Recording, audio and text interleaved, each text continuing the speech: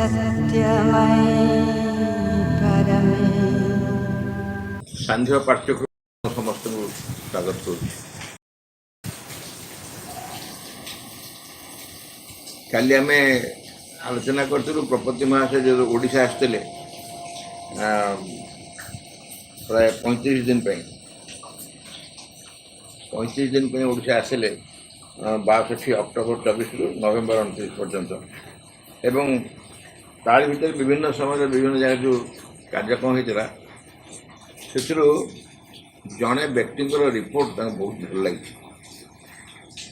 से व्यक्ति जनक गाँ पाखर प्रपति गाँ है 42 मजा भितर तो सी गोटे से रिपोर्ट जो पठे से रिपोर्टा बहुत भल लगी से आसिकी से रिपोर्टा से कोट कर प्रपति लेखा भितर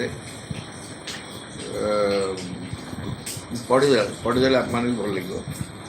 धुलेश्वर श्रेयबिंदु साहित्य मंदिर संपादक से दीनबंधु नायक अंचल अनुष्ठित विभिन्न पाठ्यक्रम गुड़िकर मिलित अधिवेशन जो संक्षिप्त रिपोर्ट देते खूब उत्साहप्रद संक्षिप्त रिपोर्ट खूब उत्साहप्रद और रिपोर्ट को देखते रिपोर्टा कौन से लिखते आम मिलित पाठ्यक्रम प्रथम अधिवेशन धुलेश्वर उच्च प्राथमिक विद्यालय में श्री बंशीधर पति सभापति अनुष्ठित होगा। बंशीधर पति प्रपति बड़ भाई बंशीधर पति सभापति अनुष्ठित होता ए सरीचुआ धुलेश्वर आयुत अंग पाठ्यक्रम सभ्य मान योगदान करते। द्वितीय अधिवेशन आयुत ग्राम देवती विजय स्थली धुलेश्वर सरीचुआ शंखचाष खलर्दा पाठ्यक्रम सभ्य मान उपस्थित अनुष्ठित होता। ए सभापतित्व करते क्षेत्रमोहन नंद शंखचाष क्षेत्रमोहन नंद परवर्त अवस्था पाने सब पाठ्यक्रम कर। तृतीय अधिवेशन सरीचुआ उच्च प्राथमिक गृह सरीचुआ खलर्दा आयुत अंग धुलेश्वर शंखचाष पाठ्यक्रम सभ्य मान योगदान सभा कार्य आरंभ होता। स्थानीय बहुत लोग योगदान करते सभापतित्व करते नरेन्द्र नाथ मान। चतुर्थ अधिवेशन शंखचाष पाठ्यक्रम अनुकूल अनुष्ठित होता। धुलेश्वर आयुत अंग सरीचुआ खलर्दा पाठ्यक्रम सभ्य मान और शंखचाष विशिष्ट कांग्रेस कमी लेखक समाजसेवक श्री भावग्राही पति और स्थानीय हाईस्कूल केतन शिक्षक बहु भद्र व्यक्ति योगदान करते सभापतित्व करते श्री दीनबंधु नायक से रिपोर्ट लिखते। पंचम अधिवेशन खलर्दा पाठ्यक्रम अनुकूल खलर्दा निप्रा विद्यालय गृह धुलेश्वर शंखचाष आयुत अंग सरीचुआ पाठ्यक्रम सभ्य माने और श्री गोकुलानंद पात्र प्रभृति अनेक भद्र व्यक्ति सभापति उपस्थित सभा कार्य कराइला। श्री बंशीधर पति सभापति करते ये गोकुलानंद पति आम बर्तमान मदुराई रिलीफ सेंटर दायित्व अच्छा स्कूल भी कर गोकुलानंद पात्र श्री बंशीधर पति सभापतित्व करते।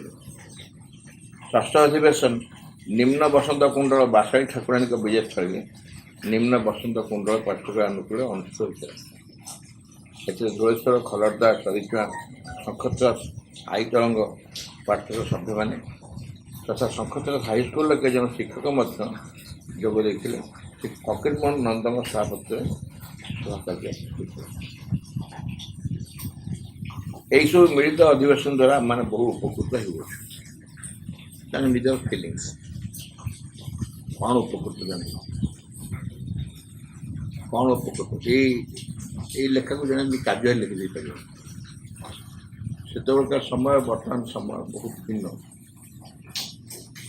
से गोटे पाठ्यक्रम कौट होता देखु सब पाठ्यक्रम लोक मैंने जोग देते पाखापाखि ना 42 मजा भितर भिन्न भिन्न जगह पाठ्यक्रम हो पाखापाखि अन्य जो पाठ्यक्रम हो सब यही पाठ्यक्रम लोक जी से पाठ्यक्रम लोक भी से पाठ्यक्रम लोक भी समस्त कई भाई पारदा से जोग देले आठ तो जोग देले आउ पुणी कौन जोग बोधे भाई चिंता आसता कि समस्ते प्रथम अधिवेशन द्वितीय अधिवेशन तृतीय अधिवेशन चतुर्थ अधिवेशन सब अधिवेशन पंचम अधिवेशन षष्ठ अधिवेशन भी समस्त भिन्न भिन्न स्थान व्यक्ति सब जोग देउछिले कौन पाउछ कौन शुणुଛନ୍ତି कौन देउछ कारण यही समय जो पाठ्यक्रम सब हो से पाठ्यचक्र एत गभीर तत्व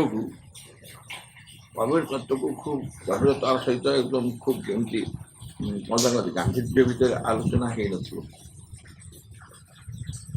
खूब सरल निरोला भक्ति माँ हूँ भगवती स्वयं हूँ भगवान अवतारे माने ओडिया लोक मान यही जो अस्त्र ओडिया लोक बड़ अस्त्र कौन से अस्त्र सरल सरलता बड़ी बड़ अस्त्र जहाँ कहले मानिए जहाँ कहले विश्वास कर जहाँ कहले ग्रहण करना स्वयं माँ भगवती आसुन प्रभु भगवान स्वयं आसुन युग्म अवतार बोली कहुई कौन कौन जगह शेष अवतार बोली कहुई माँ स्वयं देले शेष अवतार आप कहले शेष अवतार तुम कि जान आम जानवा दरकार नहीं आम कहूँ शेष अवतार यही कारण आउ आसवा कौन दरकार अवतार अवतार आसती मनीष मान उद्देश्य पृथ्वी को भिन्न अवस्था में आस भिन्न अवस्था को लेकिन समस्त से मनीष अवस्था रखते भिन्न अवस्था को नहीं से मनीष अवस्था रखते जड़े स्कूल पर कॉलेज में पढ़ले भी से जी स्कूल पढ़ता से तो कॉलेज में पढ़ुची ना तार ज्ञान किसी परिपक्वता हुए आसुव किसी अधिक कि स्कूल पढ़ा जो पेट मारूला स्कूल पढ़ला बेले जो मुंड कौन होता ठंडा ज्वर होता सब होता कॉलेज हम ना से किसी फरक है जेते जेते मुनि ऋषि जेते जेते अवतार जे भी आसुच्च मनुष्य एसबू समस्या समाधान कर एसबू समस्या समाधान करना ये हबार संभावना नहीं। अच्छा मनुष्य जहाँ जहाँ समस्या मनुष्य जहाँ जहाँ समस्या तार समाधान हो गला पुणी अवतार कहीं आसवे अवतार काम नहीं खाली पड़े जो कम से कम करने मनुष्य को मनुष्य स्तर ऊर्ध्व को ने मनुष्य को मनुष्य स्तर ऊर्ध्व को ने अतिमान स्तर नेले कौन हम नेले विवर्तन धारा रे आउ एक पावच्छ अतिक्रम कर पृथ्वी जो विवर्तन चली विवर्तन गोटे पर गोटे पावच्छ अतिक्रम कर चलती बर्तमान मनुष्य स्तर अच्छे मनुष्य स्तर परवर्त स्तर को से तो मनुष्य जीवन लक्ष्य से तो पृथ्वी रे मनुष्य आसवा पक्षे से गोटे लक्ष्य पशु मैंने आसवा पक्षे लक्ष्य था मनीष होगा मनीष आसवा पर लक्ष्य हूँ मनीष अति मानव जदि ए कार्य करने मास्टर आसिले यही कार्य जो पृथ्वी अग्रसर हबार संभावना आसगला घोषणा है ना supramental change is a thing decreed decreed पूरा माने नियत निर्दिष्ट होड़िया लिखाई अतिमानस विवर्तन एक नियत निर्दिष्ट हो नियत निर्दिष्ट अर्थ हूँ कहीं परिवर्तन करें ना तेणु पृथ्वी पृष्ठ अतिमानव जाति आसवा एक सिद्धांत से सिद्धांत को समस्ते समग्र मानव जाति जानते हो अजाणते हो अजाणते मोस्टली जानते खूब क्वचित अपेक्षा करमती अपेक्षा कर दुख चाहते दुख भोगुंट तेणु गोटे समूह अपेक्षा कर जो दुख न था कि କଷ୍ଟ ପାଉଛନ୍ତି, କଷ୍ଟ ଚାହୁଁନାହାନ୍ତି। ତେଣୁ ଗୋଟେ ସମୟ ଏମିତି ଗୋଟେ ସମୟ ଆସନ୍ତା ଜମା କଷ୍ଟ ହୁଅନ୍ତାନି, ଦୁଃଖ ହୁଅନ୍ତାନି, ମନ ଦୁଃଖ ହୁଅନ୍ତାନି, କୌଣସି ପ୍ରକାର ସମସ୍ୟା ହୁଅନ୍ତାନି, ରୋଗ ହୁଅନ୍ତାନି, ବାର୍ଦ୍ଧକ୍ୟ ଆସନ୍ତାନି।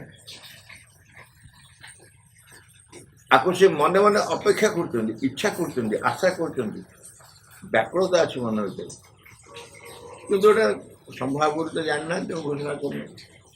ଏମିତି ଗୋଟେ ସମ୍ଭବ ହେଇପାରିବ ତ ଜାଣିନାହାନ୍ତି ନା, ତେଣୁ ସେମାନେ ପ୍ରକାଶ କରୁନାହାନ୍ତି। ଯେତେବେଳେ ତାଙ୍କର ଇପ୍ସିତ ବସ୍ତୁ ମିଳିଯିବ, ଯେତେବେଳେ ସେ ଯାହା ପାଇଁ ଅପେକ୍ଷା କରିଛନ୍ତି ଏପର୍ଯ୍ୟନ୍ତ ସେଟା ମିଳିଯିବ, ସେଟା କାମ ବଢ଼ିଗଲା। ଯିଏ ଆସିଲେ ତାଙ୍କ କାମ କରିକି ଗଲେ। ତେଣୁ ଆଉ ଅବତାର ଆସିବେ ନାହିଁ। ସେଇଥିପାଇଁ ତ ଶେଷ ଅବତାର କରାଗଲା। କିଏ ପଚାରିଲା ମାଙ୍କୁ, ମା ସ୍ୱୟଂ ଦେଉଛନ୍ତି କଳ୍କି, ସ୍ୱୟଂ କଳ୍କି ଅବତାର ନା? କଳ୍କି ଅବତାର ବର୍ଣ୍ଣନା କାଳ ଅଛି, ତେଣୁ ଗୋଟେ ଗୋଡ଼ ଛୋଟ। ସିଏ ଯିଏ ଭଦ୍ରଲୋକ ପ୍ରଶ୍ନ କଲେ, ସ୍ୱୟଂଦେବ ଗୋଡ଼ ଭାଙ୍ଗି ଯାଇଛି ତ 49 ମସିହାରେ। ସେ ଅନୁଭବ କରିଲା ଯେ ଏଇଠି ତ ଗୋଡ଼ ଟିକେ ଛୋଟ ହବ ନିଶ୍ଚୟ, ଏଇ ତ କଳ୍କି ଆଉ।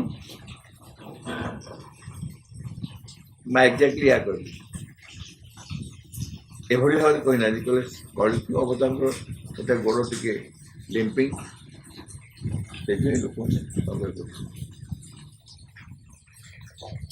ସ୍ୱୟଂ ସବୁ ଅବତାରଙ୍କର ସମ୍ମିଶ୍ରଣ, ସବୁ ଅବତାରଙ୍କ ସମ୍ମିଶ୍ରଣ। କାରଣ ଆମେ କ'ଣ କହୁଛୁ, ନିଶ୍ଚେତନାରୁ ସମ୍ପୂର୍ଣ୍ଣ ପରମ ଚେତନା, ଏ ଟୋଟାଲ ଲଙ୍ଗ ମାର୍ଚ୍ଚଟା ସେ ତାଙ୍କର କାର୍ଯ୍ୟ। ନିଶ୍ଚେତନାରୁ ପରମ ଚେତନା, supreme consciousness, inconscience, total inconscience, supreme consciousness, entire journey, ସବୁତକ ଯେତେ ଯେତେ ଅବତାର ତମେ ଚିନ୍ତା କର, ସବୁ ଚାଲିକି ଆସିବେ। ତେଣୁ ସବୁକୁ ଧାରଣ କରିସାରିଲା ପରେ, ସବୁକୁ ନିଜେ ନିଜର କର୍ମ ଭିତରେ, ଆଚରଣ ଭିତରେ, ନିଜର ଯାହା ପୃଥିବୀ ପୃଷ୍ଠରେ ଯାହା କରିବାର ଦାୟିତ୍ୱ ତା ଭିତରେ ସବୁ ଶେଷ କରି ସବା ଶେଷରେ ଅତିମାନସ ଅବତାର, ଅତିମାନସ ଅବତାର, କାରଣ ଅତିମାନ ଶକ୍ତିকে ଧାରଣ କଲେ। ଲୋକ କହିବେ କୋଉଠି ସେ ଅତିମାନ ଶକ୍ତି କାହିଁ, ତମେ କାହିଁ ପଚାରୁଛ? ନାଇଁ, ତମେ କାହିଁ ପଚାରୁଛ? କାହିଁ ଅତିମାନ ଶକ୍ତି ଦେଖିଲେ କ'ଣ କ'ଣ କର? ଅତିମାନ ଶକ୍ତି ତମେ ଦେଖିଦିଅ, ହେଇ ହେଲା ଅତିମାନ ଶକ୍ତି। ସେ ଗୋଟେ ଚେୟାରରେ କୋଉଠି ବସିବ, ତମେ ଦେଖିକି ମୁଣ୍ଡିଆଟେ ମାରିକି ଆସିବ ନା। ଏଇଟା ଅତିମାନ ଶକ୍ତି କ'ଣ? ସେ ଗୋଟେ ଚେତନା, ସମଗ୍ର ବିଶ୍ୱ ବାତାବରଣରେ, ସମଗ୍ର ବିଶ୍ୱ ବାୟୁମଣ୍ଡଳ ଭିତରେ ସବୁଠି କାମ କରୁଛି। ପ୍ରତ୍ୟେକ ବ୍ୟକ୍ତିଙ୍କ ଭିତରେ ସବୁ ସ୍ଥାନରେ ସେ କାର୍ଯ୍ୟ କରୁଛି। ତମେ ସେ ଖୋଜିକି ଜାଣିବାକୁ ଉପାୟ ଥିଲେ, ତମେ ଜାଣିବାକୁ ସାମର୍ଥ୍ୟ ଥିଲେ ତମେ ଜାଣିବ। ତମର ଜାଣିବା ସାମର୍ଥ୍ୟ ନାହିଁ, ତମେ ଅତିମାନ ଶକ୍ତି ଖୋଜୁଛ ଏମିତି ଇଲେକ୍ଟ୍ରିସିଟି ଯୋଉଟା ପାୱାରଟା ହେଇଯିବ। ସେଥିପାଇଁ ତାକୁ ଅନୁଭବ କରିବା ଦରକାର। ଅତିମାନ ଶକ୍ତି ଅବତରଣ କରିବା ପରେ, ପୃଥିବୀ ପୃଷ୍ଠରେ କ୍ରିୟାଶୀଳ ହେବା ପରେ 1956, 50ରେ ଅବତରଣ କରି 56ରେ କ୍ରିୟାଶୀଳ। ଏ 56ରେ ମା ତାଙ୍କୁ ଯେତେବେଳେ କ୍ରିୟାଶୀଳ କଲେ ପୃଥିବୀର ବାତାବରଣ ଭିତରେ, ସମସ୍ତେ କହୁଛନ୍ତି, ଇତିହାସ ନିଆଯାଉ, ସମସ୍ତ ବିବରଣୀ ସଂଗ୍ରହ କରାଯାଉ, ପୃଥିବୀର ପରିବର୍ତ୍ତନର ଧାରା 56 ପରଠାରୁ ବଦଳି ଯାଇଛି।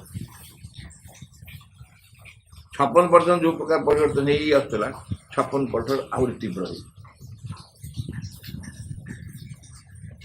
ଏବଂ ତୀବ୍ର ହେବାର सूचना होची जेते जेते प्रकार टर्मोइल सब जो घूर्णन सब प्रकार समस्या हठात बाहरी कारण सी आ समय नष्ट कर न देखी आ भितर जमती समुद्र मंथन है सब गोटे पर गोटे बाहर बर्तमान से मंथन चाहिए आज भितर सुप्रमेंटार बिंग्स बाहर वर्तमान सप्ताह ये मंथन बेले सबुटा के स्वाभाविक हम मंथन जो सब स्वाभाविक जिते गोटे चक्का भौरी लोक पड़ जाए अधिकांश जगह तार मृत्यु हो जाए चक्का भौरी भीतर जो पड़ जाती कौन कहती पानी चक्का भौरी तार भीतर पानी टाइट घूम तो खूब जोर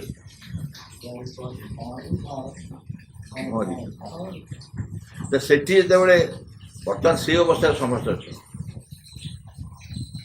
तेणु जटिल हम स्वाभाविक बर्तमान समय सब सरल हम सुंदर हम बहुत बढ़िया हम एमती कहीं आशा करिया एमती कहीं आशा करिया तो कह ताल तो सब से जो भौरी भीतर पड़ी सब जीवा ना जीवानी भौरी भीतर पड़े भी आम जीवानी कहीं भौरी सृष्टि जे कर भी आम हाथ को धरते भौर दायित्व जे नहीं से भी आम हाथ को धरी धरती खाली न कह तू भी धर जोर की धरता टाइट की धर छाड़ तेणु से समय आम अतिक्रम कर गोटे छोटिया मेसेज में पढ़ुली तार भीतर से उदाहरण देते night jacket for the dawn बर्तमान जहाँ अवस्था अच्छी से अवस्था ये नुह आहरी असुविधा आहरी भी असुविधा हम कुछ भी हम कहीं कारण भगवान आउ बेसी समय अपेक्षा करना से शीघ्र शीघ्र सारे चाहते शीघ्र शीघ्र परिवर्तन करने चाहते नूतन जुग आसवा चाहते नूतन जुग आने व्यक्ति जहाँ हम समाज जहाँ हम देश जहाँ समस्त गोटे प्रकार ये घटना तेणु से समय जो कहुई नाइट इज डार्केस्ट से पर्यटन तुम मन दुख कर व्यस्त हो पार विब्रत हो भय कर चिंता कर डरी पार जहाँ कर कह बिफोर द डॉन ओहो तमें डॉन आसापी हूँ सूर्योदय होगी अवस्था अच्छा आउ नाइट इज डार्केस्ट कहीं शुणुच नाइट इज डार्केस्ट कहीं भावुच डॉन कथा भाव सूर्योदय आस से कथा भाविले आउ व्यस्त लगे तापर माँ निजे से भूमिका अच्छा आउ सब संसार ध्वंस कर अतिमान जाति आणवे कि तार भितर जो मैंने समस्त किसी भिन्न भिन्न बाटर ध्वंस हो नष्ट हो भिन्न भिन्न बाटर नेचुरल कैलामिटी बहुत होटी बात्या है कौटी बन्या है कौटी भूमिकंप है सुनामी है कौन सब हो बेस किसी लोक मरी जाते प्रकृति के जो पचरा नेचर नेचर कौन मु चाहे बैलेंसिंग नेचर कौन मु चाहे बैलेंसिंग मु बैलेंस कर जो जगह कम बेसी हो कि नष्ट हो बैलेंस कर पड़ो ना किए गला किए रहा से विचार मो पास तो प्लेंटी अच्छी ना नेचर कौन मो पास प्लेंटी अच्छी सब प्लेंटी तेणु किसी नष्ट हो आम को ये चलीगला सी चली बास ସେ ମାନେ ଯେଉଁ ଧାରାରେ ବିବର୍ତ୍ତନ ଚାଲିଛି, ଯେଉଁ ଧାରାରେ ପ୍ରୋଗ୍ରେସ୍ ଚାଲିଛି, କିଏ ରହିଲା କିଏ ଗଲା, କେମିତି କିଏ ରହିବେ କିଏ ଯିବେ, ସୋଲ୍ ଡିସାଇଡ୍ କରି ଯେ ଆପି ଚାଲିଯିବେ, ଏଇ ବାଟରେ ଚାଲିଯିବେ, ସୋଲ୍ ଡିସାଇଡ୍ କରୁଛି। କିନ୍ତୁ ନେଚର ବାଲାନ୍ସ କରିବ, ନେଚର ବାଲାନ୍ସ କରିବ ମାନେ ସେ ଯେଉଁ ଦି ବିରାଡ଼ି ଝଗଡ଼ା କଲେ ହନୁ ମାଙ୍କଡ଼ କ'ଣ କଲା, ଗୋଟେ କାହାଣୀ ଥିଲା ପିଲାଦିନେ, ପିଠା ଆଣିକି ଝଗଡ଼ା କଲେ ବିରାଡ଼ି ହେଇଗଲା। ମୁଁ ନେବି ଯେନ ଗୋଟେ ହନୁ ଆସିଲା, କଲା ସମାଧାନ କଲା, ଗୋଟେ ଧରିଲା ନିକିତିରେ ଧରିଲା, ତୋର ଏଇଟା ତାର ଏଇଟା ଦୁଇ ଜଣ ବସେଇଲା ଦେଇଥିଲେ। ଏପଟେ ଦେଖିଲା ଭାରି ହେଇଗଲା, ଖଣ୍ଡେ ଖାଇଦେଲା ଥୋଇଦେଲା, ସେପଟଟା ଭାରି ହେଇଗଲା, ସେ ଖଣ୍ଡେ ଖାଇଦେଲା, ଏଇ ଜିନିଷ ସବୁ ଖାଇଲା। ସେ ବସି ଭାଗବାଦ କରିବ, ଆହା ଯାହା ଗୋଟେ ଭଲ ମଧ୍ୟସ୍ଥି ପାଇଛନ୍ତି, ଯାହା ଘାଟିକି ଦେବ। ପୃଥିବୀ ସେମିତି କରିବନି, ପୃଥିବୀ ଏମିତି ବାଲାନ୍ସିଂ କରିବନି। ପୃଥିବୀର ବାଲାନ୍ସିଂର ଗୋଟେ ସେନ୍ସ ଅଛି, ଧାରା ଅଛି, ଗୋଟେ ବିଚାର ଅଛି, ଏବଂ ସେଇ ବାଲାନ୍ସିଂ ଆଜି କରୁନି। ଯେତେବେଳେ ଦରକାର ପଡ଼ୁଛି ବାଲାନ୍ସ କରିବା ପାଇଁ ସେ ବାଲାନ୍ସ କରିପାରିବ। କାହାର ମୋର ମନେ ଅଛି, ଆମେ ଯେତେବେଳେ ଏଇଟା କେବେ 21 ମନେ ପଡ଼ୁନି କେଉଁ ମସିହା ଗୋଟେ ପ୍ରବଳ ବାତ୍ୟା ଆସିଲା, ଭୟଙ୍କର ବାତ୍ୟା, ଏବଂ ବାବାଜୀ ମାଙ୍କୁ ସମସ୍ତେ ଦେଖିବା, ବାବାଜୀ ପ୍ରାର୍ଥନା କଲେ, ବାବାଜୀ ପ୍ରାର୍ଥନା କଲେ, ସେ ପଳେଇଲା ବାଂଲାଦେଶକୁ। ସେଆଡ଼େ ବାଂଲାଦେଶ ପଳା 2 ଲକ୍ଷ ଲୋକ ମରିଗଲେ। ସମସ୍ତେ କହିଲେ ବାବାଜୀ ପ୍ରାର୍ଥନା କଲେ ଓଡ଼ିଆ ବଞ୍ଚିଗଲେ। ଆଶା ସେ ଯଦି ବାଂଲାଦେଶୀ ବାଲା ଜାଣିଥିବେ ଏମିତି ଜଣେ ବାବାଜୀ ଅଛନ୍ତି ସାଧୁ, ତାଙ୍କ ପ୍ରାର୍ଥନା ଫଳରେ ଆମର 2 ଲକ୍ଷ ଲୋକ ମରିଲେ, ସେ କ'ଣ ହେଇଥିବେ?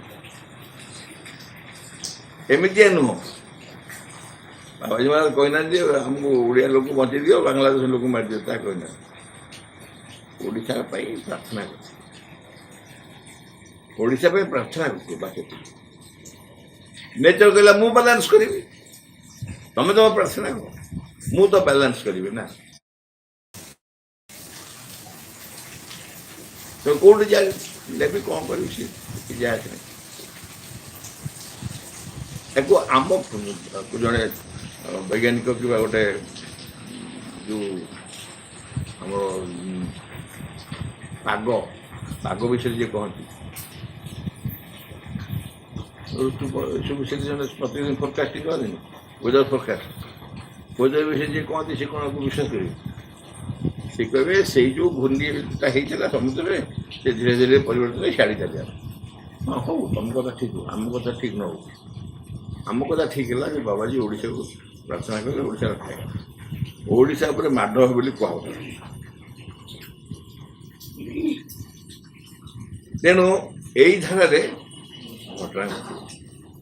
ମହାଶିବରାତ୍ରିକୁ ଓଡ଼ିଶାର ଲୋକମାନେ ଏଇଭଳି ଜାଣିଛନ୍ତି, ସମଗ୍ର ଓଡ଼ିଶା ରକ୍ଷା କରିବେ, ସବୁ ଯାହା ଯାହା ସମସ୍ୟା ଆମେ ରକ୍ଷା କରିବେ। এইসব ମିଳିତ ଅଧିବେଶନ ଦ୍ୱାରା ଆମମାନେ ବହୁ ଉପକୃତ ହେଉଅଛୁ। ଏହାଦ୍ୱାରା ଆମମାନଙ୍କ ମଧ୍ୟରେ ଘନିଷ୍ଠତା ବହୁତ ବଢ଼ି ଉଠୁଛି। ଘନିଷ୍ଠତା ଯେଉଁ ଥିଲା, ଭାଇ ବନ୍ଧୁ କୁଟୁମ୍ବ ବିରାଦର, ସେ ବାହାଘର ବ୍ରତଘର, କୁଆଣି ଅମକି ଦିଆ ନିଆ, ଏଇସବୁ ଥିଲେ ବନ୍ଧୁତା ଥିଲା। ସାଙ୍ଗସାଥି, ଘରଦ୍ୱାର, ଜମିବାଡ଼ିକି ପରସ୍ପର ସହିତ ସମ୍ପର୍କ। କିନ୍ତୁ ଗୋଟେ ପାଠଚକ୍ର ଅଧିବେଶନ ମାଧ୍ୟମରେ ଘନିଷ୍ଠତା ବଢ଼ୁଛି। ଏ ପାଠଚକ୍ରର ଯେଉଁ ଅଧିବେଶନ କରାହେଉଛି, ତା ମାଧ୍ୟମରେ ଆମର ଘନିଷ୍ଠତା ବଢ଼ୁଛି, ଆମର ଘନିଷ୍ଠତା ବହୁତ ବଢ଼ି ଉଠୁଛି। ଆମେ ବେଳେବେଳେ ବସିକି ବିଚାର କରୁଛୁ, ପଣ୍ଡିଚେରୀ ଦୂରକୁ କାହିଁକି ଯିବା, ନିଜ ଅନୁଷ୍ଠାନରେ ଭାବୁନ। ଯେଉଁମାନେ ସବୁ ଅନୁଷ୍ଠାନରେ କାମ କରୁଛନ୍ତି, ଏକାଠି ରହୁଛନ୍ତି, କାହା ଘର କେଉଁଠି, କାହା ଦ୍ୱାର କେଉଁଠି, କାହା ପରିବାର କିଏ କେଉଁଠୁ ସବୁ ଆସି ଏକାଠି କାମ କରୁଛନ୍ତି। ସିଏ ତା ଘର କେଉଁଠି ନା ପଟ୍ଟାମୁଣ୍ଡି, ତା ଘର କେଉଁଠି ନା କେନ୍ଦ୍ରାପଡ଼ା, ତା ଘର କେଉଁଠି ନା ଆଠଗଡ଼, ତା ଘର କେଉଁଠି ନା କ'ଣ ବଉଳା ବନ୍ଧ ଏଇ ସବୁ ଏତେ ଭଲ ଏଠି କେଉଁଠି ଆସି ପହଞ୍ଚିଲେ ସବୁ କେମିତି ଆସିଲେ ଏଠିକି ଏଠି କିଏ ତାଙ୍କୁ ଡାକିଲା ଆସିବାକୁ କେମିତି ଆସିଲେ ଇଏ ହେଉଛି ସେଇ ପ୍ରକାର ଘନିଷ୍ଠତା କଲ୍ ଅଫ୍ ଦି ସୋଲ୍ ଆମ ଆତ୍ମାର ଡାକରେ ସବୁ ପରସ୍ପର ପଳେଇଆସିଛି କୁହାଯାଏ ରକ୍ତ ସମ୍ପର୍କ ଶକ୍ତି ସମ୍ପର୍କ ରକ୍ତ ସମ୍ପର୍କ ଯେତିକି ଗଣ୍ଡଗୋଳ ସେତିକି କି ଆହୁରି ବେଶୀ ଯେଉଁଠି ଦେଖିବ ରକ୍ତ ସମ୍ପର୍କ ସେଇଠି ଦେଖିବ ସ୍ୱାର୍ଥ ଅହଂ ସ୍ୱାର୍ଥର ନିବାସ ସ୍ଥଳୀ ହେଉଛି ରକ୍ତ ସମ୍ପର୍କ ସେଠି ଆତ୍ମାର ସମ୍ପର୍କ ସେଠି କାହିଁକି ଝଗଡ଼ା ଝାପା ହେବ କ'ଣ ହେବ ଆତ୍ମା ତ ସ୍ୱରୂପ ନୁହଁ ନା ଜମିରୁ ନେଇଗଲା ବାହାଘର ଦେଇନଥିଲା ଭାର କମ୍ ଦେଲା ଫେରେଇ ଦେଲା ଭାର ଏସବୁ ଆତ୍ମା ସମ୍ପର୍କ ଖୋଜି ଜାଣିନି ଚିହ୍ନିନି ଏଗୁଡ଼ା ସବୁ କ'ଣ ତା ଦ୍ୱାରା ସବୁ ବନ୍ଧାବନ୍ଧି ହେଇକି ଅଛି ତା ଦ୍ୱାରା ବନ୍ଧୁତା ଅଛି ବୋଲି ନିବିଡ଼ ସେଟା ବେଶୀ ନିବିଡ଼ ସଂକୀର୍ଣ୍ଣ ମନୋଭାବ ଦୂର ହୋଇ ନିର୍ଭୟତା ପ୍ରାପ୍ତ ହେଉଛି କେତେ ଆକ୍ଷରିକ ଲେଖିଛନ୍ତି ଭଦ୍ରଲୋକ ଯାହାର ଅନୁଭବ ଲେଖିଛନ୍ତି ବାବୁ ସଂକୀର୍ଣ୍ଣ ଦୂର ହେଇଛି ତୁ ଦେଲୁନି ଏ ନେଲନି ଡାକିଲି ଶୁଣିଲନି ଗୁଆ ପଠେଇଲନି ଏମିତି କଲନି ନିମନ୍ତ୍ରଣ ଦେଲି ଆସିଲନି କେହି ଗୁଆ କଟି ଗଲା ଯାହା ଏ ସଂକୀର୍ଣ୍ଣତା ନାହିଁ 10 ଥର ଡାକିଲି ନ ଆସିଲେ ବି 11 ଥର ଡକା ହବ ଆସ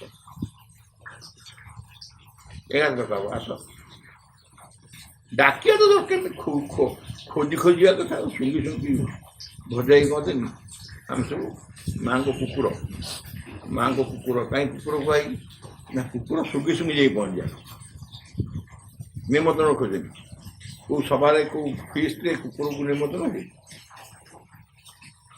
ସେ ତାର ଶୁଙ୍ଗି ଶୁଙ୍ଗି ଯାଇ ପହଞ୍ଚିଯାଏ ସଭା ଆଗରେ ପହଞ୍ଚିବ ସେମିତି ନାଗୁଡ଼ ହଲେଇ ଠିଆ ହେଇଯିବ ଏବଂ ସମସ୍ତେ ଗଲା ପରେ ପଚାଶ ଚାରିଟି ସଫା କରିକି ଆସିବ ଆମ କାମ ସେଇଆ ଖାଲି ଖବର ପାଇବ ରହୁଛି ପାଠ ଆରମ୍ଭ କରୁନି ଏଇ ତମେ ଶୀଘ୍ର ଆସିଲି କାଁ କାମ ଫାମ ସେଗୁଡେ ପଳେଇ ଆଇଲୁ ଫୁଲ ଫଟୋ ଫଟୋ ସଜାଉଛି ଫଟୋ ସଜା ଧରି ପକାଅ କର ସେ କର ସବୁ ସରିଲା ଫଟୋ ଉଠା ଧରି ଉଠା ସଫା କର ସବୁ କର ଭାଇ ଆମେ ଯାଉଛୁ ଯା ଇଏ ହେଉଛି କୁକୁର ମା କୁକୁର ଆରମ୍ଭରୁ ଆସିବ ଆରମ୍ଭ ପୂର୍ବରୁ ଆସିବ ସରିଲା ପରେ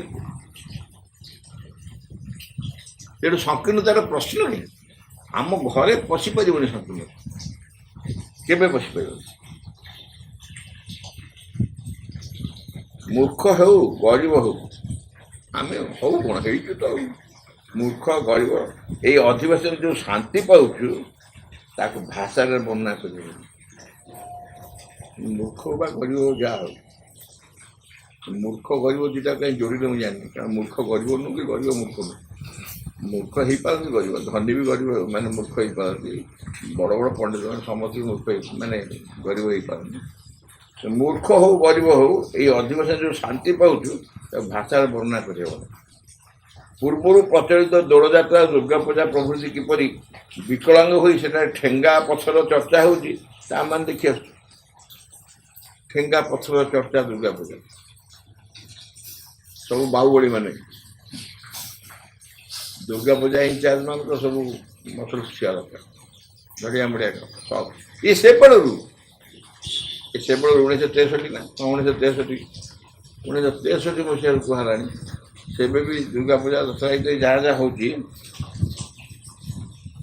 ଦୋଳଯାତ୍ରା ଦୁର୍ଗା ପୂଜା ଏଥିରେ ସବୁ ଠେଙ୍ଗା ପଥର ମାଡ଼ ମୁଁ ଅନ୍ୟ ଥରେ କହୁଥିଲି କେତେ ବର୍ଷ ତଳେ ଏଇ 10-15-20 ବର୍ଷ ଭିତରେ ବିଚରା କେସ୍ ଲାଗିଗଲା ଦି ସାଇଙ୍କ ମଧ୍ୟରେ କେସ୍ ଲାଗିଗଲା କଚେରୀରେ କେସ୍ ପୋଡ଼ ଡେରି ହେଲା ଦୁର୍ଗା ଆଉ ଉଠି ପାରିଲେ ନାହିଁ ନୟା ସଡ଼କ ଛକରେ ଦୁର୍ଗା ରହିଲେ ଖରାରେ ବିଚରା କି ହିନ୍ଦୀମାନ ଦେବୀ ସେଇଠି ନୟା ସଡ଼କ ଛକରେ ସେମିତି ପଡ଼ିକି ରହିଲେ ମାସେ 2 ମାସ କେତେ ଦିନ ରହିଲେ କେଜାଣି ତାପରେ କଜିଆ ଟୁଟିଲା କେସ୍ ଫେସଲା ହେଲା ତାପରେ ଗଲେ ଦୁଇ ଯାତ୍ରାରେ ଫେରିଆ ଇଏ ଗୋଟେ 44 କରିଦେବୁ ସେ 45 କରିଦେଲେ ସେ 144 ସେ 145 ଯେତେ ସଂଖ୍ୟା ଅଛି ସବୁ ଗୋଟେ ବଡ଼ଟା କରିଦେବେ ତାଙ୍କ ତରଫରୁ ଦେବୀ ବିଚରା ବିକଳ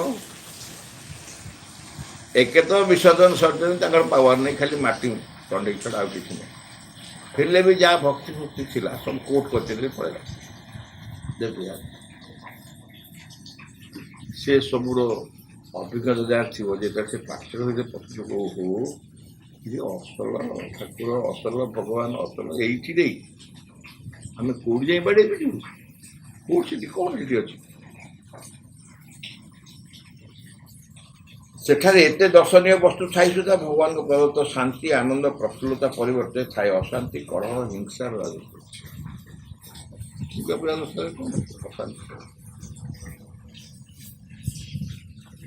ଗୋଟାଏ ଘର ମୁଁ ମନେ ଅଛି ଆମ ପିଲାଦିନେ ଆମେ ଯେଉଁ ଘରେ ଭଡ଼ା ଥିଲୁ ସେ ଘରଟା ଦି ସାହିର ସୀମାରେ। ଏମାନେ ଆଗରୁ ଆସି କହିଯାଇଥିବେ ତାଙ୍କୁ ଚାନ୍ଦା ଦେବନି 10,000 ସେମାନେ ଆସି କହିବେ ତାଙ୍କୁ ଚାନ୍ଦା ଦେବନି।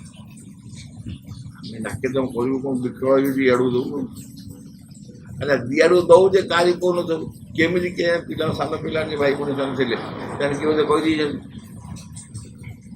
ସେମାନେ ବା କାଲି ଯାଇ ଚାନ୍ଦା ନେଇଯାଇଛନ୍ତି। ଆମେ ମନା କରୁ ସେ କିଏ ନେଲା ଲାଗିଲା ଗଣ୍ଡଗୋଳ ଆମ ଘର ପାଇଁ ଭିତରେ ଭିତରେ ଗଣ୍ଡଗୋଳ ତାଙ୍କଠୁ କିଏ ଯାଇ ଚାନ୍ଦା ଆମକୁ ବାବା ତମେ ନିଅ ହଉ ତମ ଚାନ୍ଦା ତମେ କାହିଁ ଝଗଡ଼ା କରୁ ନା କାହିଁ ସିଏ ନେବେ ନା ଏ ଘର ତ ଆମ ସାହିରେ ସେ କାହିଁ ନେବେ। ଆଚ୍ଛା ଏଇ ଯେଉଁ ଚାନ୍ଦା ପାଇଁ ବାଡ଼ିଆ ପିଠା ଏଠି ଠାକୁର ନାହିଁ ଦୁର୍ଗାଙ୍କୁ ତମେ ତ ମାନେ ମାଇକ୍ରୋସ୍କୋପ ଦେଖି ଦେଖିଲେ ବି ଦୁର୍ଗା ମିଳିବନି। ଦୁର୍ଗା ସମ୍ପୂର୍ଣ୍ଣ ଆବସେଣ୍ଟ କିନ୍ତୁ ସେଇଥିପାଇଁ ହୁଏ ନା ସାଇ ବସ୍ତି ସେଠି କିଛି ନାହିଁ ଅଶାନ୍ତି କଳହ ହିଂସାର ରାଜତ୍ୱ। କିନ୍ତୁ ଏ ମିଳିତ ପାର୍ଥକ୍ୟର ନିରାଡମ୍ବର ଶାନ୍ତି ମୈତ୍ରୀ ଆନନ୍ଦ ପ୍ରଫୁଲ୍ଲତାର କେନ୍ଦ୍ରସ୍ଥଳୀ ରୂପେ ଗଠିତ ଏକଦମ ବାସ୍ତବିକ ଅନୁଭବ ସେ ଭଦ୍ରଲୋକ ମିଳିତ ପାର୍ଥକ୍ୟର ନିରାଡମ୍ବର ଶାନ୍ତି ମୈତ୍ରୀ ଆନନ୍ଦ ପ୍ରଫୁଲ୍ଲତାର କେନ୍ଦ୍ରସ୍ଥଳୀରେ ଗଢ଼ି ଉଠୁଛି। ଏହା ଏକ ଆଧ୍ୟାତ୍ମିକ ବିପ୍ଳବ ବୋଲି ମନେ ହେଉଛି। ଯଦି ଆଧ୍ୟାତ୍ମିକ ବିପ୍ଳବ କିଛି କୁହାଯାଏ ଏ ପାର୍ଥକ୍ୟଟି ହେଉଛି ଆଧ୍ୟାତ୍ମିକ ବିପ୍ଳବ। ଉଦ୍ୟୋଗଙ୍କ ବିବରଣରୁ ଜଣାପଡ଼ୁଛି ଯେ ଏହି ମିଳିତ ଅଧିବେଶନରେ ଉପସ୍ଥିତ ବ୍ୟକ୍ତିମାନେ କିପରି ପରସ୍ପର ମଧ୍ୟ ଏକ ସ୍ୱତଃସ୍ଫୂର୍ତ୍ତ ଐକ୍ୟ ଓ ମୈତ୍ରୀ ଅନୁଭବ କରୁଛନ୍ତି। ଆମର ସମସ୍ତଙ୍କର ଏ ଅନୁଭବ ଅଛି। ମୁଁ ବିଶେଷ କରି କହେ ମୋ ନିଜ ଉଦାହରଣ କହେ ଆମେ ଯେଉଁମାନେ ଏକାଠି ମାଁ କାମରେ ସମ୍ପୃକ୍ତ ଅଛୁ ସେମାନଙ୍କ ପରିବାର ବିଷୟରେ ମୋର ଯେତିକି ଧାରଣା ଅଛି ଆମ ନିଜ ଘର ପରିବାରକୁ ସେତିକି ଧାରଣା ଅଛି। କାରଣ ଆମେ ଏକାଠି ହେଇଗଲା ପରେ ତାଙ୍କର ଭଲ ମନ୍ଦ ସୁଖ ଦୁଃଖ ସବୁ ସାଥୀ ହେଇଗଲୁ ସାଙ୍ଗ ହେଇଗଲୁ। ନ୍ୟାଚୁରାଲି ସେମାନେ ଯେତେବେଳେ ଦରକାର ପଡ଼େ କଥାବାର୍ତ୍ତା ଆମେ ହଉ। ବେଳେବେଳେ ତ ଭଲ ଲାଗେ ଘର କଥା ତାଙ୍କୁ ଶୁଣିବା ପାଇଁ ଘରର ବିବରଣୀ ସବୁ ଅନୁଭବ ସବୁ ଶୁଣିବାକୁ ଭଲ ଲାଗେ। କିନ୍ତୁ ଆମ ଘରେ ଭାଇ ଭଉଣୀମାନଙ୍କ ପିଲାମାନଙ୍କୁ ବି ଝଟା ଚିହ୍ନି ପାରିବି ନାହିଁ ସଙ୍ଗେ ଏଇଟା ଭାରି ଯୋଗ୍ୟତା ନୁହଁ ମୁଁ ଯେଉଁ କହୁଛି ଭାରି ଯୋଗ୍ୟ ବୋଲି ତାହା କହୁନି। କିନ୍ତୁ ସେ ତ ଅସମ୍ପର୍କ ନାହିଁ କିଛି ନାହିଁ କିନ୍ତୁ ସେତିକି ଆମେ ସମ୍ପୃକ୍ତ ଅଧିକ ହେଇଯାଉଛୁ ଯେଉଁଠି ମାଆଙ୍କ ସାଙ୍ଗରେ ସମ୍ପୃକ୍ତ ପରସ୍ପର ଏକ ଐକ୍ୟ ଓ ମୈତ୍ରୀର ଅନୁଭବ କରୁଛୁ ମିତ୍ରତା ସମସ୍ତଙ୍କ ଏଥିରୁ ବୁଝାଯିବ ମାଆଙ୍କ ଅତିମାନସ ଦିବ୍ୟ ଶକ୍ତି କିପରି ତୀବ୍ର ଭାବରେ କାର୍ଯ୍ୟ କରୁଛି। ସେ କହିଲା କାହିଁ ସେ ଅତିମାନ ଶକ୍ତି ତାକୁ ଦେଖେଇ ଦିଅ କାହିଁ ସେ ଅତିମାନ ଶକ୍ତି ଏଇ ଦେଖ ବାପା ଅତିମାନ ଶକ୍ତି ଏଇଠି ଅଛି। ଭିନ୍ନ ଭିନ୍ନ ଘରୁ ଭିନ୍ନ ଭିନ୍ନ ଜାଗାରୁ ଆସିଛ କାହାରି ସ୍ୱାର୍ଥ ନାହିଁ କାହାର କିଛି ସ୍ୱାର୍ଥ ନାହିଁ କେହି ଗୋଟେ ଟଙ୍କା ଘରୁ ନେଇପାରିବନି କିଛି ନାହିଁ କିନ୍ତୁ କେତେ ଆନନ୍ଦରେ ଖୁସିରେ ମିଳିମିଶି ଅଛ। ଅନେକ ମନେ କହନ୍ତି ଯେ ଶ୍ରୀଅରବିନ୍ଦଙ୍କ ଦର୍ଶନ ଯୋଗ ସାଧନା କେବଳ ଉଚ୍ଚକୋଟୀର ପଣ୍ଡିତମାନଙ୍କ ନିମିତ୍ତ କିନ୍ତୁ ଏହି ଗ୍ରାମାଞ୍ଚଳର ଆଗ୍ରହୀ ବ୍ୟକ୍ତିମାନେ କିପରି ଶ୍ରୀମା ଓ ଶ୍ରୀଅରବିନ୍ଦଙ୍କର ଭାବଧାରା ସ୍ୱୀୟ ସରଳ ବିଶ୍ୱାସ ଶ୍ରଦ୍ଧା ଭକ୍ତି ଦ୍ୱାରା ଧରିପାରିଛନ୍ତି ତାହା ଦେଖିଲେ ଆଶ୍ଚର୍ଯ୍ୟଜନକ ଭାବୁଥିଲେ।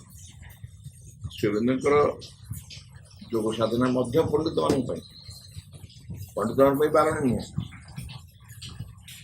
ପଣ୍ଡିତମାନେ ବାରଣ ନାହିଁ କିନ୍ତୁ ପଣ୍ଡିତମାନଙ୍କ ପାଇଁ ଏକଚେଟିଆ ପଣ୍ଡିତମାନେ ବି ଗ୍ରହଣ କରିପାରିବେ ସାଧାରଣ ଅଶିକ୍ଷିତ ବ୍ୟକ୍ତି ବି ଗ୍ରହଣ କରିପାରିବେ। ଆଉ ପାଣ୍ଡିତ୍ୟକୁ ଯଦି ସେ ନିଜର ଅହଂକୁ ଧରି ବସିବେ ସେ କିଛି ବୁଝିନଥିବେ ଇଏ ବିଚରା ଅଶିକ୍ଷିତ ଦିଆଯିବେ ଶ୍ରଦ୍ଧାରେ ଭଲ ପାଇବାରେ କେବଳ ଭଲ ପାଇବା ମାଧ୍ୟମରେ ସବୁ କିଛି ବୁଝାଇଛି, ସବୁ ବୁଝିପାରୁଛି। ଆଧ୍ୟାତ୍ମିକତା ମନର ବସ୍ତୁ ନୁହେଁ, ତାହା ଆତ୍ମାର ବସ୍ତୁ। ଯାହା ମୁଁ କହିଲି, ଆଧ୍ୟାତ୍ମିକତା ଯିଏ ସେ ମନ ମାଧ୍ୟମରେ, ଅର୍ଥାତ୍ ପଣ୍ଡିତ ମାନେ କାହା ମାଧ୍ୟମରେ? ମନ ମାଧ୍ୟମରେ ବୁଝିବେ ନା। ସେ ମନର ବସ୍ତୁ ନୁହେଁ, ଆତ୍ମାର ବସ୍ତୁ। ଆଉ ଯେହେତୁ ସମଗ୍ର ଦେଶରେ ପ୍ରଚ୍ଛନ୍ନ ଆତ୍ମଶକ୍ତି ଏବେ ବି ଜୀବନ୍ତ ରହିଛି, ଆତ୍ମଶକ୍ତି ସମସ୍ତଙ୍କ ଆତ୍ମା ଏବେ ଜୀବନ୍ତ ରହିଛି, ଏକ ବ୍ୟାପକ ଆଧ୍ୟାତ୍ମିକ ବିପ୍ଳବୀ ଆସନ୍ନ ପାଏ। ଏକ ବ୍ୟାପକ ଆଧ୍ୟାତ୍ମିକ ବିପ୍ଳବ ଆସିବାକୁ ଦେଶବାସୀ ଶ୍ରୀଅରବିନ୍ଦଙ୍କ ଆଦର୍ଶ ଦ୍ୱାରା ଉଦ୍ବୁଦ୍ଧ ହୋଇପାରିଲେ ଏକ ନୂତନ ଅତିମାନ ଯୁଗର ଯେ ଆବିର୍ଭାବ ପ୍ରତିଟା ସଫଳ ହେବ ଏଥିରେ ସନ୍ଦେହ। ନୂତନ ଅତିମାନ ଯୁଗ ହିଁ ବର୍ତ୍ତମାନ ସମୟରେ ଏକମାତ୍ର ସମାଜ, ଏକମାତ୍ର ଉତ୍ତର, ଏଥିରେ କ'ଣ ସନ୍ଦେହ ନାହିଁ। ଏବଂ ତାହା ହେବ, ହେବାକୁ ବାଧ୍ୟ ନିଶ୍ଚୟ। ଅନ୍ୟାନ୍ୟ ବହୁ ପାର୍ଥକ୍ୟ ବିବରଣୀ ଆମର ହସ୍ତଗତ ହୋଇଛି। ଶ୍ରୀଅରବିନ୍ଦ ମହିଳା ସମିତି ମଧ୍ୟ କାର୍ଯ୍ୟ କରୁଛି, କିନ୍ତୁ ସମ୍ମିଳିତ ଅଧିବେଶନ ବିଶେଷ ତାତ୍ପର୍ଯ୍ୟ ଥିବାରୁ ସେହି ବିବରଣୀ ଏଠାରେ ପ୍ରକାଶ କଲୁ। ପରବର୍ତ୍ତୀ ସଂଖ୍ୟାରେ ବିଭିନ୍ନ ପାଠ୍ୟକର ସଂକ୍ଷିପ୍ତ ବିବରଣୀ ଓ ପାଠ୍ୟକରଗୁଡ଼ିକ ପ୍ରତି ସ୍ୱତନ୍ତ୍ର ନିର୍ଦ୍ଦେଶ ମଧ୍ୟ ଦିଆଯିବ। ଏ ଅନ୍ୟ କେମିତି ପାଇବେ। ତାପରେ ଛୋଟ ଛୋଟ ଦୁଇଟା ଓଡ଼ିଶାରେ ଶ୍ରୀଅରବିନ୍ଦ ସୋସାଇଟିର ଶାଖା ଏଇ ମାସ ଅର୍ଥାତ୍ 5/2/1963 ଶ୍ରୀଅରବିନ୍ଦ ସୋସାଇଟିର ଓଡ଼ିଶା ବ୍ରାଞ୍ଚ ଗଠନ ପ୍ରସ୍ତାବ ମାଆଙ୍କଠାରୁ ଆଶୀର୍ବାଦ ଓ ସ୍ୱୀକୃତି ଲାଭ କରିଛି। ଶ୍ରୀଅରବିନ୍ଦ ସୋସାଇଟି ହେଉଛି ଆଶ୍ରମରେ ମେନ୍। ଶ୍ରୀଅରବିନ୍ଦ ସୋସାଇଟି ଆଉ ଶ୍ରୀଅରବିନ୍ଦ ପାଠ୍ୟକର ମଧ୍ୟ ତଫାତ ହେଉଛି। ଶ୍ରୀଅରବିନ୍ଦ ସୋସାଇଟି ହେଉଛି ବ୍ରାଞ୍ଚ, ସେମାନେ ଇଣ୍ଡିପେଣ୍ଡେଣ୍ଟ। ପଣ୍ଡିତ ସେ ରହିବ ମୁଖ୍ୟ, ଆଉ ଯିଏ ହେବେ ତାଙ୍କର ବ୍ରାଞ୍ଚ ଅର୍ଗାନାଇଜେସନ୍ ହେବେ। ସେମାନେ ଯାହା ନିର୍ଦ୍ଦେଶ ଦେବେ, ଯାହା କରିବେ କରିବାକୁ ବାଧ୍ୟ ନାହିଁ। ସେମାନେ ଚାନ୍ଦା ତାଙ୍କୁ ପଠାଇବେ ଦେଇଛନ୍ତି। କିନ୍ତୁ ଶ୍ରୀଅରବିନ୍ଦ ପାଠ୍ୟକର ହେଉଛି ପ୍ରତ୍ୟେକଟି ଇଣ୍ଡିପେଣ୍ଡେଣ୍ଟ। ସମସ୍ତେ ନିଜ ସୁଧାର ରେଜିଷ୍ଟ୍ରେସନ୍ କରିବେ, ସମସ୍ତେ ନିଜ ସୁଧାର କାର୍ଯ୍ୟ କରିବେ, କାର୍ଯ୍ୟ କରିବେ, ଯାହା କରିବେ। ପରାମର୍ଶ ଦେବେ ନବଜ୍ୟୋତି କାର୍ଯ୍ୟାଳୟ। ନବଜ୍ୟୋତି କାର୍ଯ୍ୟାଳୟ କେବଳ ପରାମର୍ଶ ଦେବେ, ସେ ହେଡ୍ ମୁଖ୍ୟ, ଇଏ ହେଉଛି ଫରକ। ସୋସାଇଟିର ଏଇ ବ୍ରାଞ୍ଚ ମାଆଙ୍କ ସିଧାସଳଖ କର୍ତ୍ତୃତ୍ୱରେ ରହି କାର୍ଯ୍ୟ କରିବେ। ମୋର ସୋସାଇଟିର ପ୍ରେସିଡେଣ୍ଟ ଥିଲେ ମା। ଏହି ବ୍ରାଞ୍ଚ କମିଟିରେ ଓଡ଼ିଶାର ସବୁ ଅଞ୍ଚଳରୁ 24 ଜଣ ମେମ୍ବର ଅଛନ୍ତି। ଏ ସମ୍ବନ୍ଧରେ ବିଶେଷ ବିବରଣୀ ପରବର୍ତ୍ତୀ ସଂଖ୍ୟାରେ ପ୍ରକାଶ ପାଇବ। ନବଜ୍ୟୋତି ପୁସ୍ତକାଗାର ନବଜ୍ୟୋତି ସଂସ୍ଥା ତରଫରୁ ଶ୍ରୀଅରବିନ୍ଦ ଆଶ୍ରମ ପ୍ରେସର ଓଡ଼ିଆ ବିଭାଗରେ ଏକ ଓଡ଼ିଆ ପୁସ୍ତକାଗାର ଖୋଲାଯାଇଛି। ନବଜ୍ୟୋତି କାର୍ଯ୍ୟାଳୟକୁ ଓଡ଼ିଶାର ମାସିକ ପତ୍ରିକା ମଧ୍ୟରୁ ଝଙ୍କାର, ନବଜୀବନ, ଦିଗନ୍ତ, ଉତ୍କଳ ପ୍ରସଙ୍ଗ, ନିଆଁଖୁଣ୍ଟା, ସ୍ୱରୂପ, ଟଗର ଇତ୍ୟାଦି ଓ ଦୈନିକ ପତ୍ରିକା ମଧ୍ୟରୁ ସମାଜ ପ୍ରଧାନତଃ ନିୟମିତ ରୂପେ ଆସେ। ନବଜ୍ୟୋତି ପୁସ୍ତକାଗାରକୁ କଟକର ରାଷ୍ଟ୍ରଭାଷା ପ୍ରେସ୍ ତରଫରୁ ଓଡ଼ିଆ, ଇଂରାଜୀ ଓ ହିନ୍ଦୀ ଭାଷାର ବିଭିନ୍ନ 142 ଖଣ୍ଡ ପୁସ୍ତକ ଉପହାର ମିଳିଛି। ଏଥିପାଇଁ ଆମମାନେ ରାଷ୍ଟ୍ରଭାଷା ପ୍ରେସ୍ର କର୍ମକର୍ତ୍ତାଙ୍କୁ ବିଶେଷ ଧନ୍ୟବାଦ ଜଣାଉଛୁ। ଏହି ପାଠାଗାର ସମ୍ବନ୍ଧରେ ପରେ ପୁଣି ଆଲୋଚନା କରିବୁ। ସେତେବେଳେ ଛୋଟିଆଟି ଥିଲା, ପରବର୍ତ୍ତୀ ବଢ଼ିବ, ବହୁତ ଅଧିକା ବଢ଼ି ଆସିବ। ଭଗବତ ସେବକର ପ୍ରାର୍ଥନା। ବିଘ୍ନ ବିନାଶନ ହେ ଭଗବାନ, ଜୟ ହେ। ଆମମାନଙ୍କ ଅନ୍ତରରେ କିଛି ହେଲେ ଯେପରି ତୁମ କାର୍ଯ୍ୟରେ ଆଉ ବିଘ୍ନ ନ ଘଟାଏ, କିଛି ହେଲେ ଯେପରି ତୁମର ଆବିର୍ଭାବରେ ବିଳମ୍ବ ନ ଘଟାଏ। ସକଳ ବିଷୟରେ ସକଳ ମୁହୂର୍ତ୍ତରେ ପୂର୍ଣ୍ଣ ହୁଏ ତୁମର ଇଚ୍ଛା। ତୁମ ସମ୍ମୁଖରେ ଛିଡ଼ା ହେଇଛୁ ଆମମାନେ, ତୁମର ଇଚ୍ଛା ହିଁ ଆମମାନଙ୍କ ମଧ୍ୟରେ, ଆମମାନଙ୍କ ସତ୍ତା ପ୍ରତ୍ୟେକ ଅଙ୍ଗରେ, ପ୍ରତ୍ୟେକ କର୍ମରେ, ଉଚ୍ଚତମ ଚୂଡ଼ାରୁ ତୁଚ୍ଛତମ ପ୍ରତ୍ୟେକଟି କୋଷରେ ପୂର୍ଣ୍ଣ ହୁଏ। ତୁମଠାରେ ଆମମାନଙ୍କର ନିଷ୍ଠା ହୁଏ ଯେପରି ସର୍ବାଙ୍ଗୀନ ଚିରନ୍ତନ। ଆମମାନେ ଅନ୍ୟ ସବୁକିଛି ପରିହାର କରି ଚାହୁଁ ସମ୍ପୂର୍ଣ୍ଣ ରୂପେ ତୁମ ପ୍ରଭାବର ଅଧୀନ ରହିବା। ଆମମାନେ କେବେ ଯେପରି ନ ଭୁଲୁ ତୁମ ନିକଟରେ ଗଭୀର ଭାବରେ, ନିବିଡ଼ ଭାବରେ କୃତଜ୍ଞ ହୋଇ ରହିବା। ପ୍ରତି ମୁହୂର୍ତ୍ତରେ ତୁମେ ଆମମାନଙ୍କୁ ଯେଉଁ ଅପୂର୍ବ ସମ୍ପଦ ସବୁ ଦାନ କରିଯାଉଛ, ସେସବୁର କିଛି ହେଲେ ଯେପରି ଆମମାନେ ଅପଚୟ ନ କରୁ। ଆମମାନଙ୍କର ପ୍ରତ୍ୟେକ ଅଙ୍ଗ ଯେପରି ତୁମ କାର୍ଯ୍ୟରେ ସହଚର ହୁଏ, ସେସବୁ ଯେପରି ପ୍ରସ୍ତୁତ କରୁଛନ୍ତି ତୁମ ପରମ ସିଦ୍ଧିକର୍ତ୍ତା ହେ ଭଗବାନ, ଯାହା ହେଉ ତୁମର ବିଜୟ ଆମମାନଙ୍କର ଜ୍ୱଳନ୍ତ ସକ୍ରିୟ ଚରମ ଅଟଳ।